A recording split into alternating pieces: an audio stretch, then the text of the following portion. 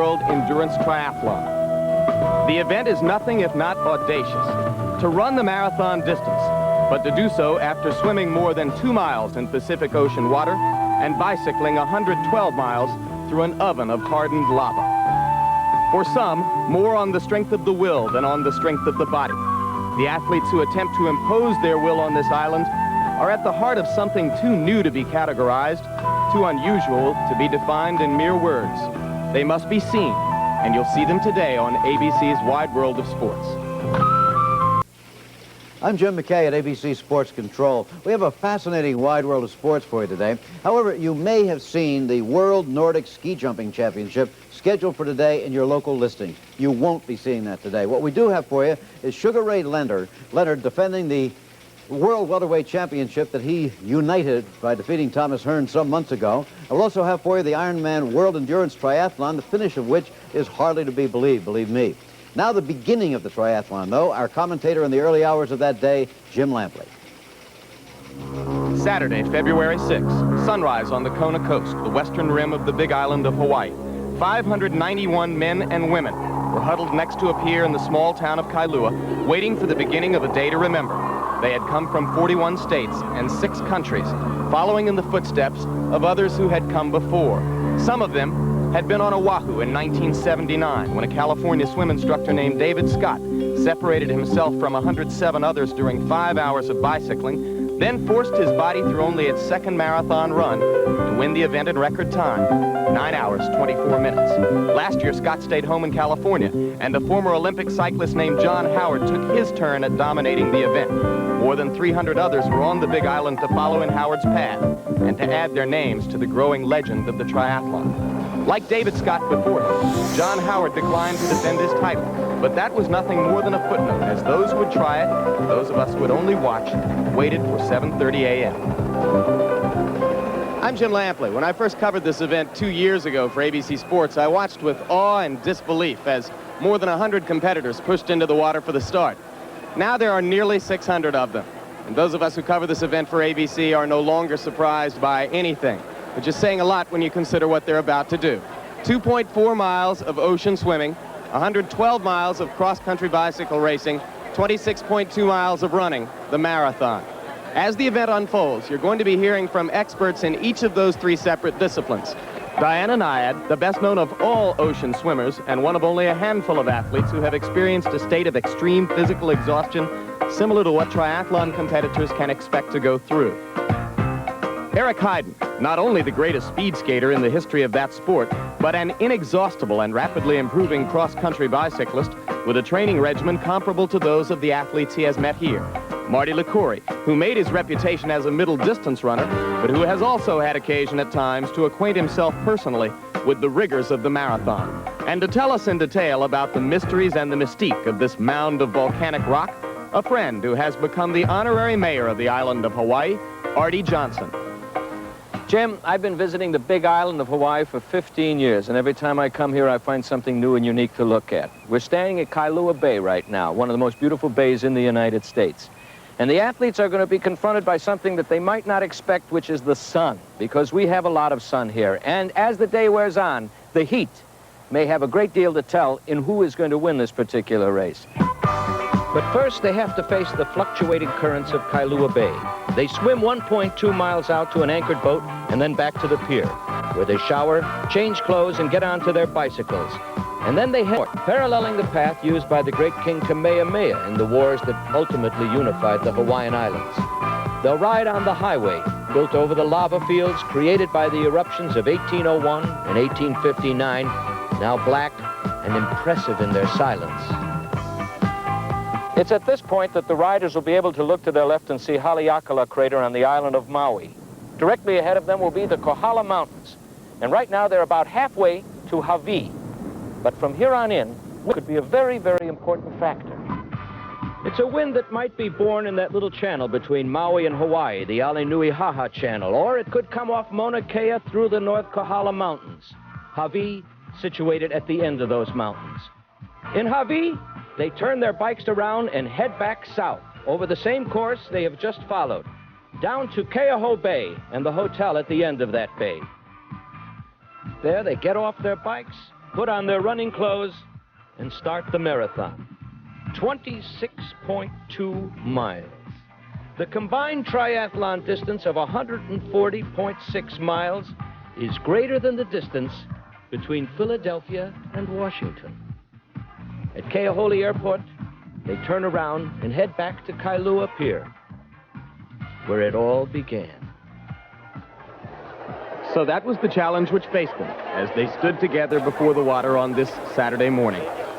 Teachers and lifeguards, doctors, carpenters, students, a bank president, a fighter pilot, a Las Vegas blackjack dealer, a 14-year-old boy, a 63-year-old man, all lured to this place on this morning by an event so extreme it almost defies description. In a matter of seconds, a shot from a small cannon would signal the start, and they would press into the surf. By natural selection, the strongest swimmers at the front, the slowest in the back. Anyone secure enough to enter an event like this would know pretty well where to line up. There was no need to remind them to look at the clock. It was only the beginning of a very long day, and for most of them, it was the climax of months of expectation.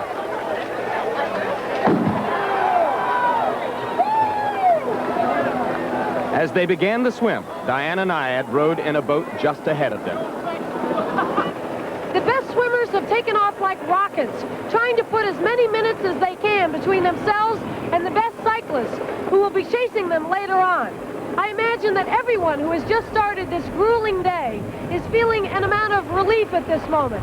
After months and months of anticipation and worrying and dreaming, finally the tension disappears as they get down to hard work. The ocean presents a light chop today, but nothing that will bother the swimmers terribly. Keep in mind that 65 to 75% of these competitors come from the worlds of cycling and running. And even the swimmers, for the most part, are pool swimmers, not ocean swimmers. They may not know that a light coating of Vaseline under the armpits and between the legs could prevent chafing, which later on during the cycling could be a major problem. They may not know how to take a stroke forward and look ahead to set their course without disrupting their forward speed. They may not understand that in the ocean, you should take longer strokes in order to take advantage of the saltwater buoyancy. And keep in mind that even the finest among the swimmers has some 10 hours of competition ahead of them. Now those who watched from the beach fell silent, quite aware that their friends and relatives in the water had slipped off into another world. For the vast majority, there was no concern about how rapidly they could reach the boat with twin sails anchored far out on the horizon. All that mattered now was to be able to get there and turn around with enough strength to come back. The amazing big roll. As the lead swimmers prepared to make the turn at the boat marking 1.2 miles, a swimmer named W.F. McCarthy had separated himself from a small pack and taken the lead. Behind him, two familiar names from past triathlons, Kim Bouchong, a strong 11th place finisher in 1981, and David Scott, the 1980 champion, who had returned after a year's absence from the event. Earlier, Diana Nyad had gone into the water to demonstrate the proper technique for ocean swimming. One of the crucial differences between racing in the ocean and racing in a pool is that in the ocean you must exaggerate the shoulder rotation to allow the mouth to come up for a breath above the surface chop. You must also be able to use your lead arm to occasionally press down on the water and take a quick surveying glance of the mark you are swimming toward without hindering your forward momentum. This usually requires a feel for the swells and timing your surveying glance at the top of a wave rather than at the bottom so you don't waste that forward glance and have to do it again. Now, McCarthy used a good deep shoulder rotation and he maintained about 88 strokes a minute, which was just about perfect for this distance. McCarthy's was not a familiar face for triathlon watchers, but as he approached the pier, it was clear that he would exit the water with the lead. Though for clock watcher, time was already surprisingly slow. 2 years previously, David Scott had exited the water at Waikiki in just a little over 51 minutes. Last year, after the event had been moved here to Kona, the lead swimmer had left the water in a little over 53 minutes. This year, it would be more than 57 minutes before W.F. McCarthy walked onto the pier.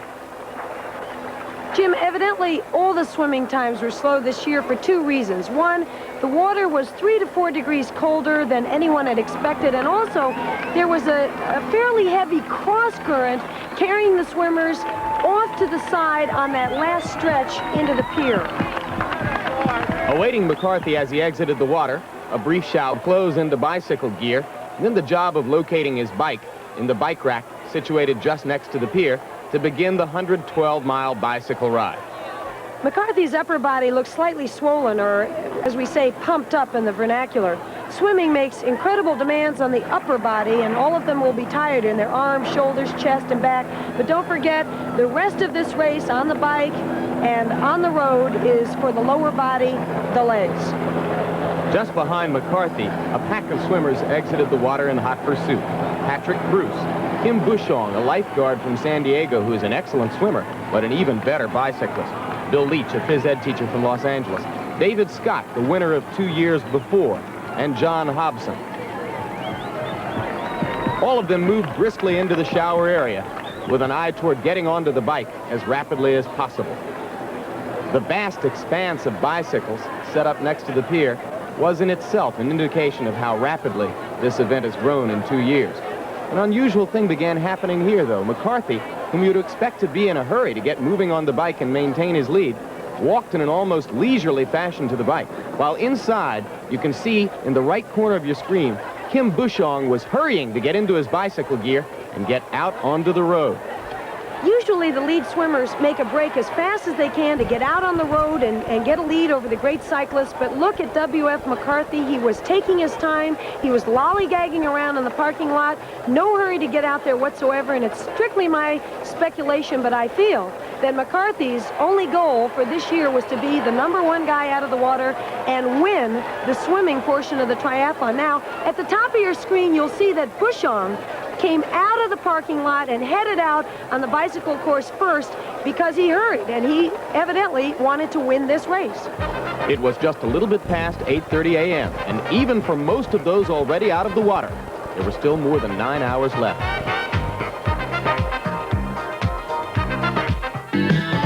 Bushong had established a solid lead as he rolled out of Kailua into the lava fields.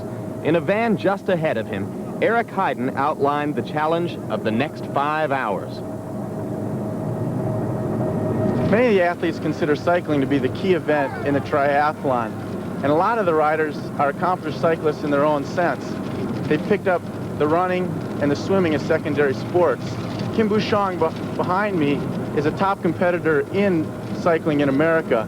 Jim, I had a chance to ride the 112-mile course, and it shouldn't be the hills that cause a lot of problems. I think it's going to be the heat and the high winds that are going to give everybody some problems. Bushong's cycle suit would have looked at home in a disco. There was every reason to believe he would feel at home in the lead. Well, I'm doing this event mostly to stay in shape in between the bike racing seasons, and my heart's kind of in bike racing right now, and that's what I'm looking forward to, is the future in bike racing. A part of the lonely challenge for Bushong now would be to concentrate only on what he was doing without worrying about what was happening behind him. Well in back of him, David Scott of Davis, California, passed Dave Horning of Berkeley for second place. These two riders have a contrast in technique. Horning was up on top of his bars, really relaxed, while Scott was down on the lower part of his bars and was really going hard. As the lead men battled it out on the bike course, the swimmers were coming out of the water by the dozens. 17-year-old Deej O'Hara, although from snow-covered Syracuse, did not enjoy the temperature of the water, but he would resume the race and finish 537th, tied for last. Sean Wilson last year led both the swimming and cycling in the women's race, but had to withdraw from the marathon because of stepping on a nasty sea urchin a week earlier. Lynn Brooks was rinsing off salt water to avoid chafing later on in the race, and hundreds of competitors bustled to take their showers, change into cycling gear, and grab something to eat or drink. A half hour behind the lead swimmers was Kathleen McCartney, here in the center of your screen in the purple. But her event, cycling, was next. Kathleen was not only a pre-race favorite, but she spoke well of what this event meant to her. I think it can also be an inspiration to some women who think that, well, maybe a lot of women think that they can't get involved in this. It would take away some of their femininity, or, you know, people might have a bad image of them in sports, or they say, well, I don't want to get all muscular or something like that. But you can be feminine, you can be a woman, and you can also be a great athlete. Well out on the bicycle course, the leading woman, Pat Hines, followed 3 men's cyclists as they made the turn up the hill toward Hawaii. Artie Johnson elaborates.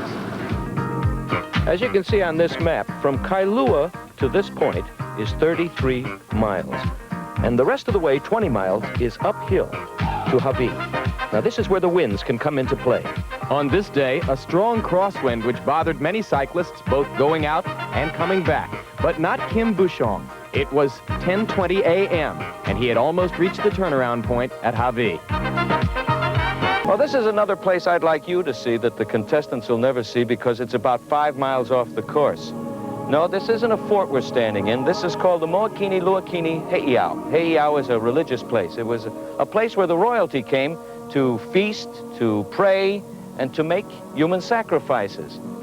It was built 1,500 years ago, and all the stones in this place came from a valley about 14 miles away. And as the story tells it, it was built between sunrise and sunset of one day. On this one day, the clock crept toward high noon. Kim Bouchon had been pedaling for more than 3 hours as he and more than 500 others built their own personal monuments to this event, yard by yard, piece by piece, across a 50-mile stretch of ancient lava fields.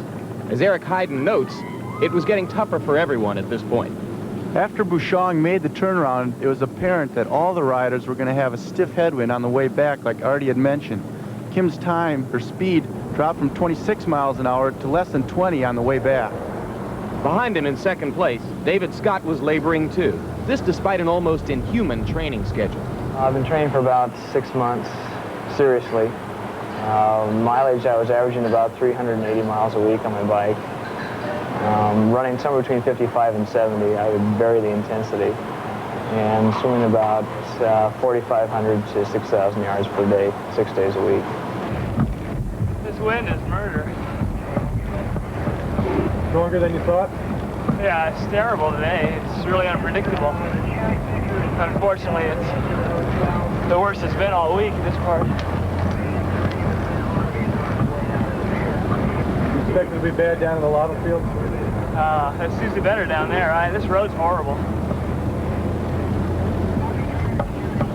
The heat would make some competitors cranky and disoriented, but with David Scott's background in training, he was prepared for almost anything. 52-year-old Earl Varner from Tucson, Arizona, was the last swimmer out of the water. After nearly 3.5 hours of swimming, unable to support himself, legs trembling, he not only walked, he cycled the 112 miles, ran the marathon, and finished 531st out of 537. As the clock moved past 1 o'clock, 27-year-old Pat Hines from Pacific Palisades, California, a distance swimming devotee, held the lead among women. Pat had really good technique and looked really strong despite a nagging stress fracture she had in her foot, which she was going to have to worry about in the upcoming marathon. 14 minutes behind her on the course, a new contender had moved into second place, 23-year-old Julie Moss from Los Ojos, California. Take a look at Julie's helmet. It's a plastic-type helmet, and though it's more protective, it traps a lot of the heat. No small consideration on a day like this. Up among the men, David Scott in second place had something new to worry about himself, as Scott Tinley, 23-year-old from San Diego, third place a year ago, had moved up into contention and was closing rapidly on Scott. David Scott has ridden for almost 4 hours alone, and to have Tinley come up beside him, have someone to talk to, get his mind off the pain and the loneliness of a 112-mile ride, that's got to help him and also Tinley. And though it may be easy for concentration to wander in the oppressive heat, with the temperature rising to more than 100 degrees in the lava field, surely Scott has perked up his attention now. Midway through his second triathlon, this is the first time David Scott has ever seen someone go by him on a bicycle. It was just past 1:30 when the leader, Kim Bouchon, reached the hotel that marked the end of the bicycle segment, got ready to turn his thoughts to the marathon run. It had now been more than 5 hours since Bouchon left the water. Only once, when he doubled back from Javi on the bicycle, had he seen his closest pursuers, David Scott and Scott Tinley. Under normal circumstances, he might have been wondering, where are they? How far back? But on this particular day, a film crew which had been covering the event, not ours, had passed information back and forth among the leaders. So Bouchon surely knew right now that he had exactly a 9-minute lead over Scott and Tinley. It was surprising how much energy Bouchon still had after riding 112 miles. He was able to get off his bike and right away start jogging. To do that after 112 miles is very hard. Bouchon at first turned toward the wrong dressing room.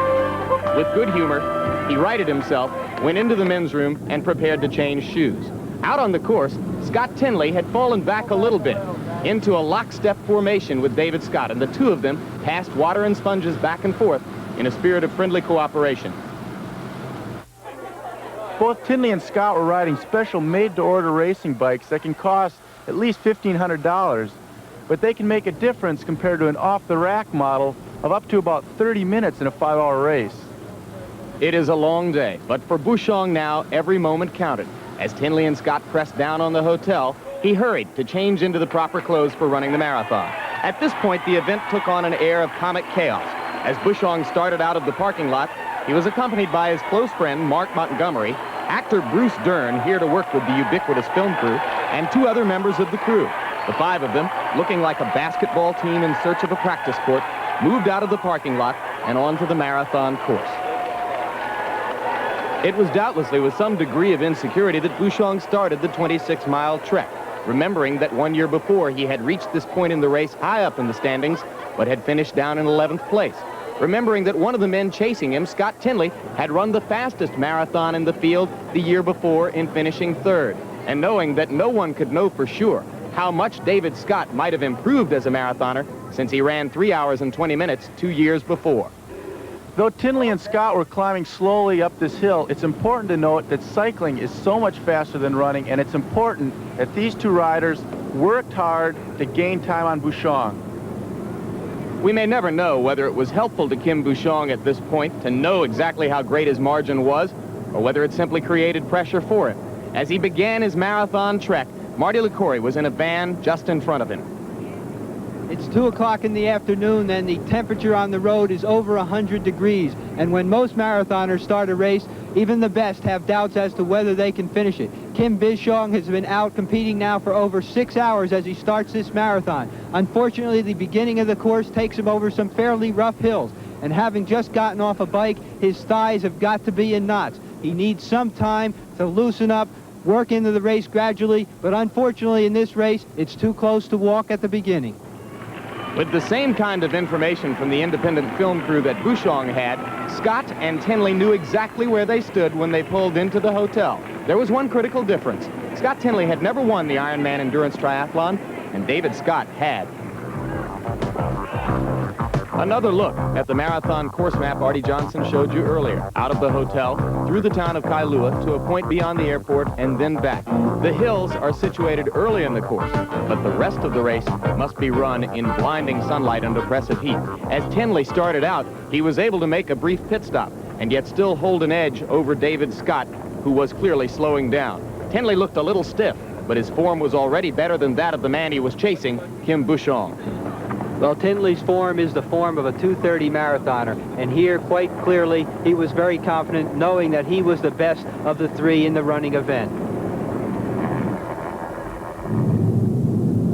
Pat Hines still held the lead among women. At this pace, she could reach the hotel within a half hour. Pat kept good form throughout the race. She stayed down low to reduce her wind resistance into the headwind, but it did look like she was struggling. Julie Moss, who was in 2nd place, though, looked really fresh. She smiled at us, but she was up on the bars and she was catching a lot of wind compared to Pat. When Scott Tinley left the hotel, speculation was that it should take him at least half the marathon course to make up Kim Bouchon's big lead. But on this day, Scott Tinley made a shambles of those predictions.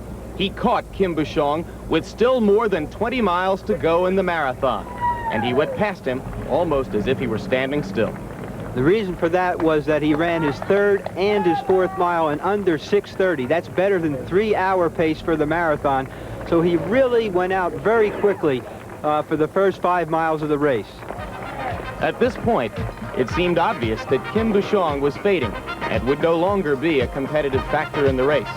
The only question that remained as far as Scott Tinley was concerned was, had he gone out too fast? Would he have used up too much energy in catching Bouchon to be able to hold off David Scott later on?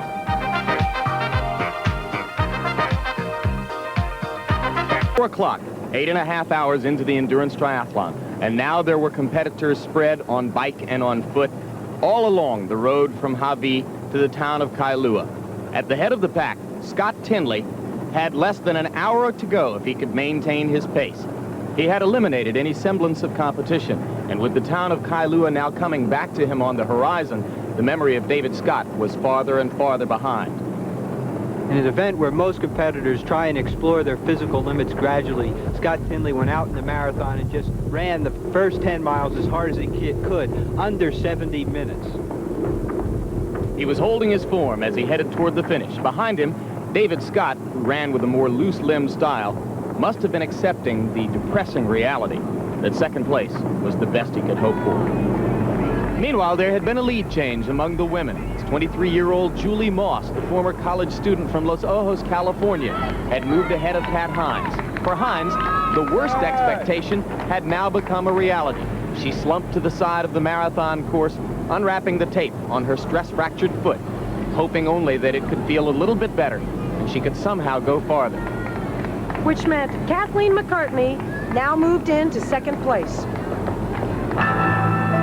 For several hours now, more than 500 competitors, some of them superior athletes, some of them less well-equipped but equally as determined, had labored in 100-degree heat.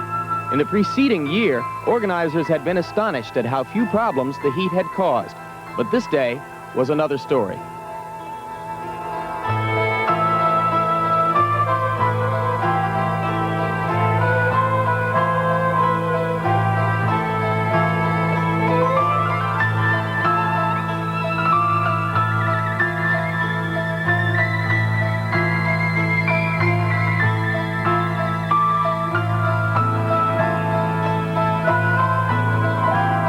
It is the nature of people like this to push themselves far beyond their natural limits. Pat Hines, her stress-fractured foot now throbbing painfully, pressed onward in hopes of finishing. And one man stood astride the field. His superiority, the product of a competitive and training background, quite possibly far advanced of that of anyone else in the field. In the course of the preceding year, Scott Tinley had sought out no less than 14 endurance biathlon and triathlon events to be certain that he would be ready for this one. By now, he had made it clear that he was.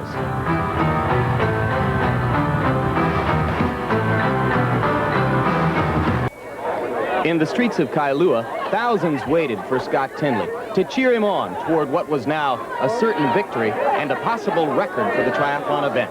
In every endurance race, the competitors ask themselves, first, can I finish the race?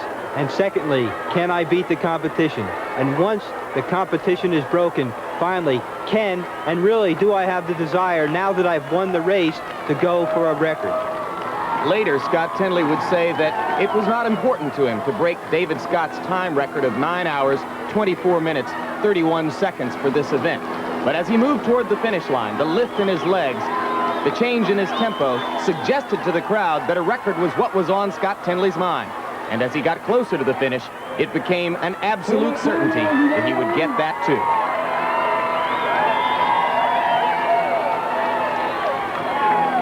Scott Tinley's victory in 9 hours, 19 minutes and change was the product of fierce determination and intense preparation for the event. Some would say a humorless attitude toward it. It was nevertheless an overwhelming victory over a quality field by a young man who must now be regarded as the most outstanding endurance athlete of his kind in the world. Hey, water. I'll take a sponge. Still more than 2 miles from the finish, David Scott was looking for something to hold back the heat. His training schedule had been awesome, but perhaps the experience of not having been here at Kona the year before had been the difference between him and Scott Tinley in this race. Behind Scott, there had been a battle for third place between a man named Mark Sisson and a familiar-looking towhead from San Diego. It was Jeff Tinley, Scott Tinley's brother, who now held third. Thanks, Bill. Scott, congratulations. Thank you, Jim. Thank you. You began the marathon segment with one man to catch. Did you have any particular strategy about catching Bouchon, or did you know that he was going to come back to you? I figured he would. I knew he's not that good a runner. But this kind of race, you never can tell. I went out hard enough until I got him, and then I just kind of sat back a little bit and just watched the rest of the field. Was it important to you to go after the record? You have broken David Scott's overall record for the race, and It doesn't mean anything. I was just happy to win. well, in this kind of heat, which incidentally has taken much more of a toll on the field than the heat did a year ago, this is quite an accomplishment. Was it more difficult this year, or did you learn some lessons last year that helped you to do as well this year? Yeah, I learned how to ride a bike. The men's champion had been determined. The women's had not. Julie Moss was still running, and it was far from over. It's 20 p.m. It had been more than an hour and a half now since Scott Tinley had accepted his victory wreath. And as she turned onto the streets of Kailua, Julie Moss was still leading among the women. But Julie Moss had problems. More than an hour before, she had held a significant lead over this woman, Kathleen McCartney. McCartney might at times have been able to catch a faint glimpse of Julie Moss far off in the distance, nearly a mile away. But even at that point, the signs of fatigue were already evident on Julie Moss. As Kathleen's strength built throughout the day, Julie's deteriorated. She began walking, eating, and drinking more and more frequently. And as she ran, she carried her arms lower and lower. Julie no longer just wanted to finish. She wanted to win. Hey, you guys! Find out how far back she is for me.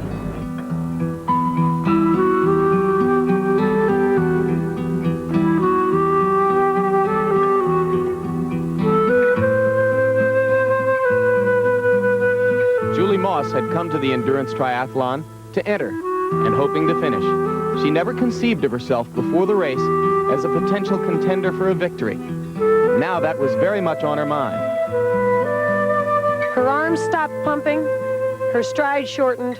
In the vernacular of the marathon runner, Julie Moss had hit the wall.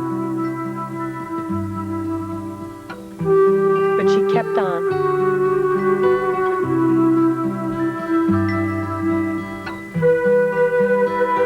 As Julie Moss made her way over the last 3 miles into the town of Kailua, darkness began to settle over the town.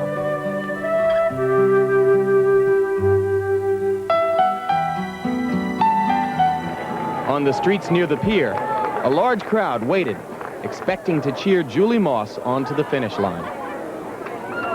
6:35 p.m. Julie Moss had but a quarter mile to go to become the top woman finisher in the 5th Ironman World Endurance Triathlon.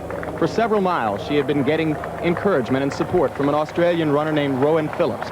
But surely he wondered now, as would anyone who saw her, whether she could make it.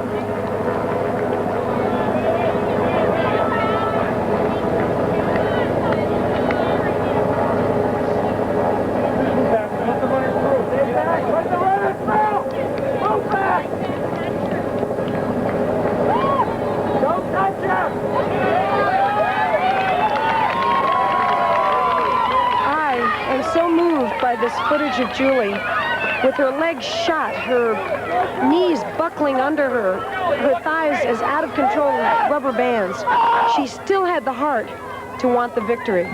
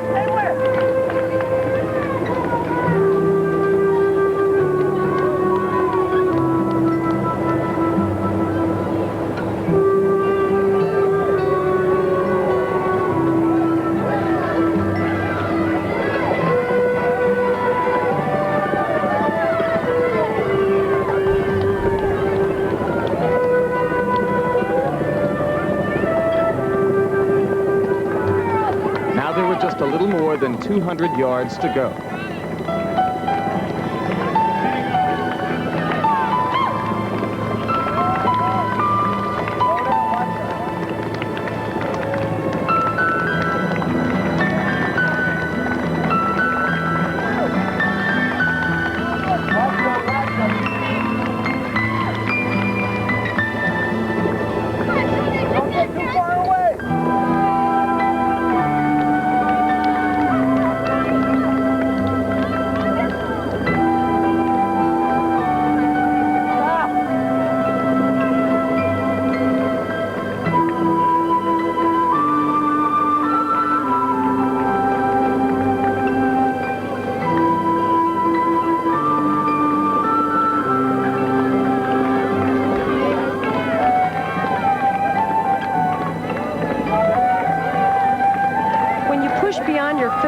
Threshold, you may lose control of some voluntary muscles like your thighs. You may also lose control of some involuntary muscles like your bladder and your bowels.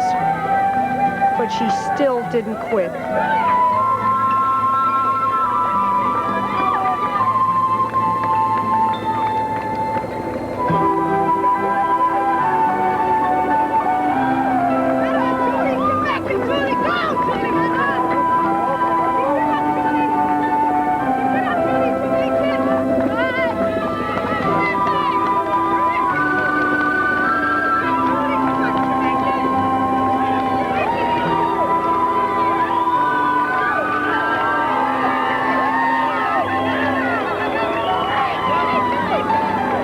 Now less than 100 yards to go.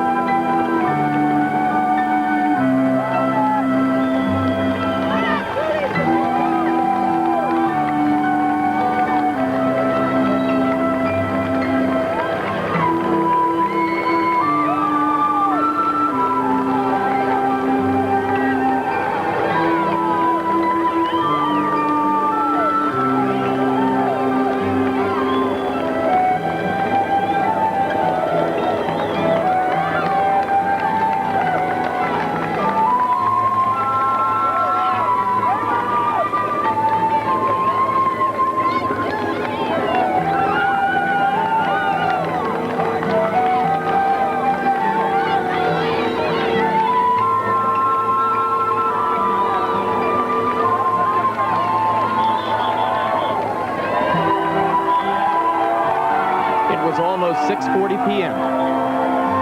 There were 25 yards left to go. So near, so far.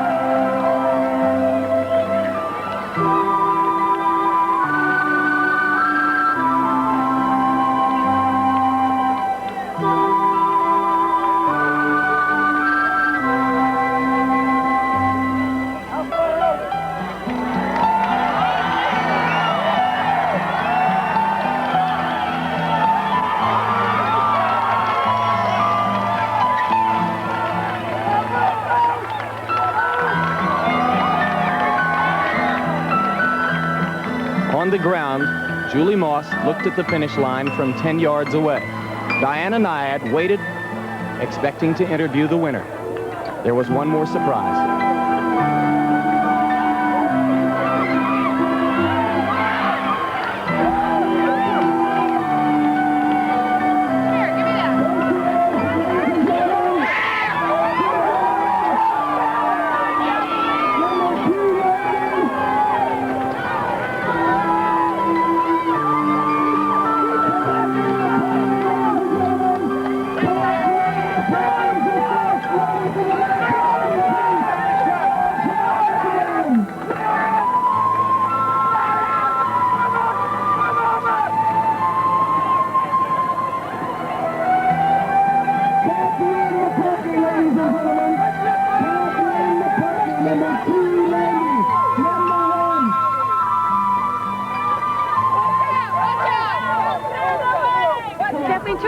me just for 2 seconds. I know you're exhausted.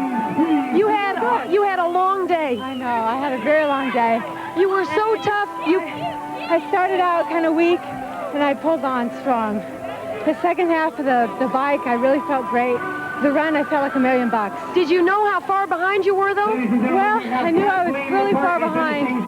When I got off the bike, I knew I was really far behind. And I just said, I'm going to give it everything I've got. And I just pushed and pushed and pushed. And you plugged. You have the record. You have the world record. God, I'm so excited, and I can't believe it. I'm the happiest girl in the world. How do you feel physically? I feel good. I feel great. Maybe I didn't run fast enough.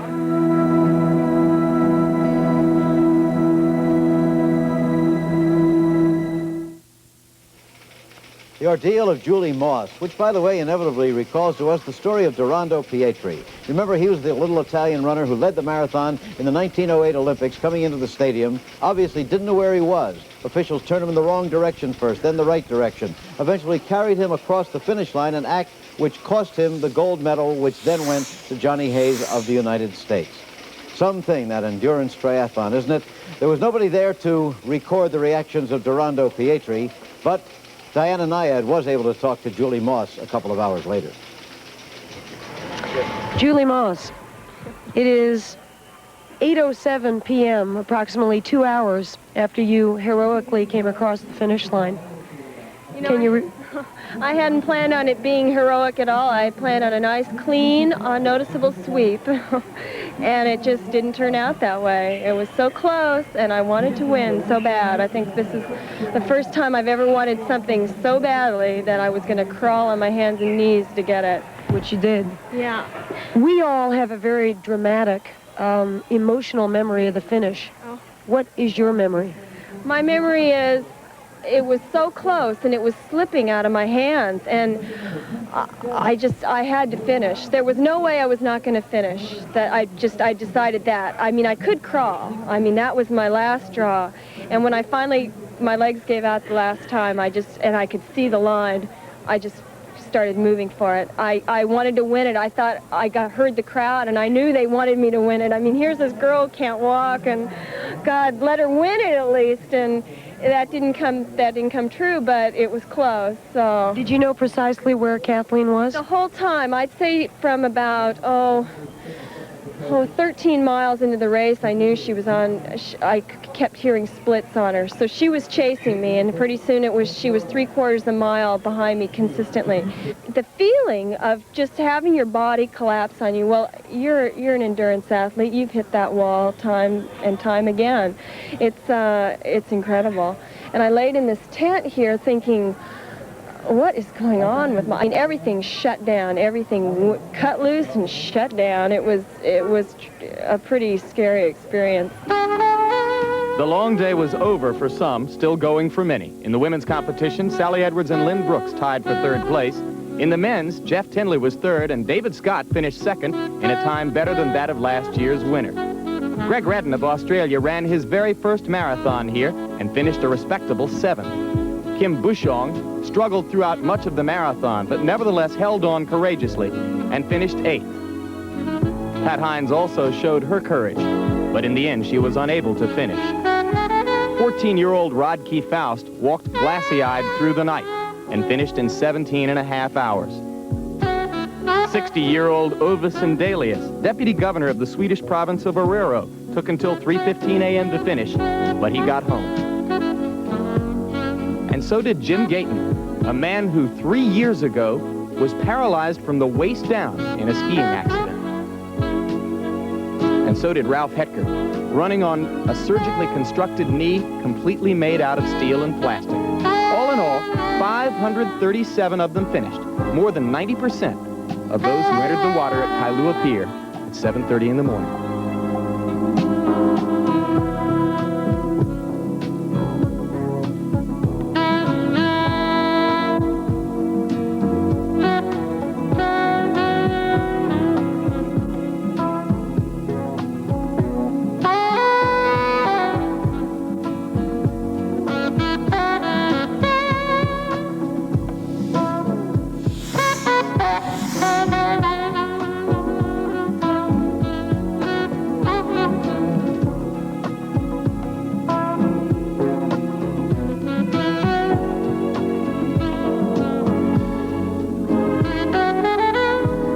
Travel arrangements made through and a promotional fee paid by United Airlines. United flies more people to Hawaii than any other airline. That's what Friendly Skies are all about.